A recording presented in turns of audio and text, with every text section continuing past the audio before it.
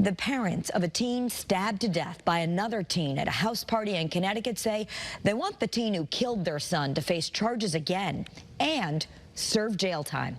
It's been 3 weeks since the parents of Jimmy McGrath walked out of a courtroom in shock that Raul Valley, the young man accused of killing their 17-year-old son Jimmy, was not punished by the law. Today, in their first live interview together since the verdict, we talked about how they're healing and what justice would be for them. Here's a bit of what they told me. It's been a couple of weeks since the verdict. Is it still very raw for you? How are you feeling? Still a little disbelief. It's still a little confusing.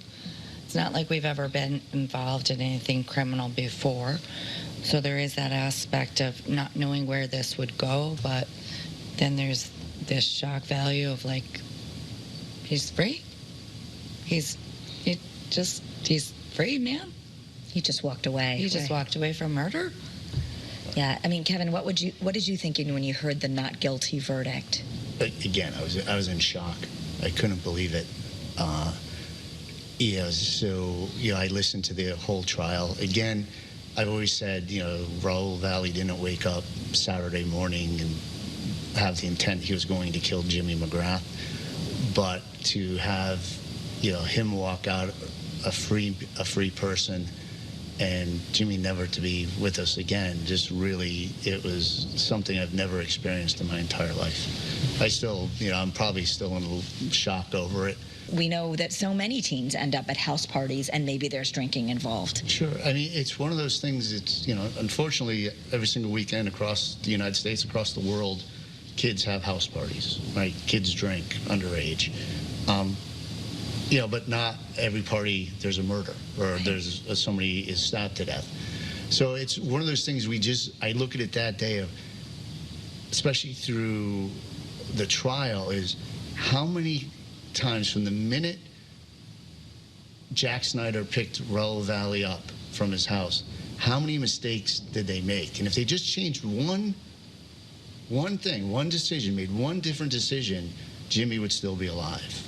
There's so many times this should have ended, and it should have ended peacefully, and it didn't. It ended up in my son's death.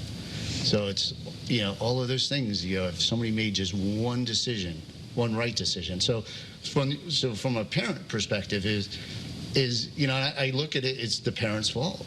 And when I say it's the 3 kids in the car that went to Laurel Glen, their parents raised their kids to think that way.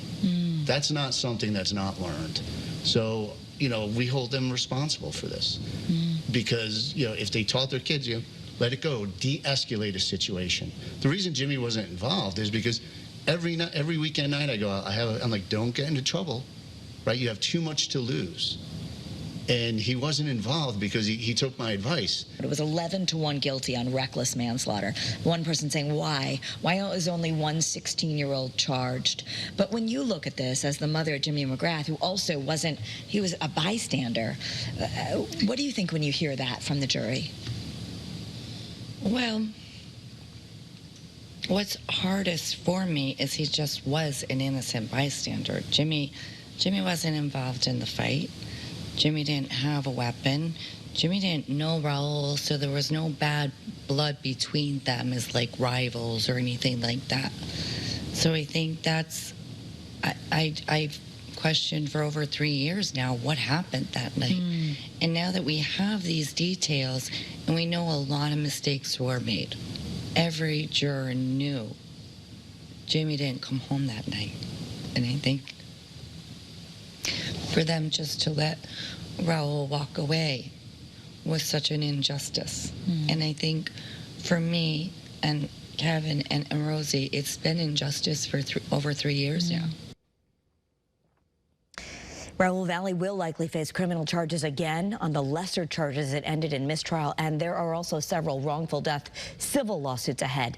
In a statement, the attorney for the McGraths, Michael Rosnick, says, "We are pursuing civil claims on behalf of the McGrath family against all those we found to be in the chain of causation that led to these tragic events on the night in question. We're currently pursuing social hosts, parents, liquor suppliers, and co-conspirators. We are somewhat restricted due to the pendency of the criminal action.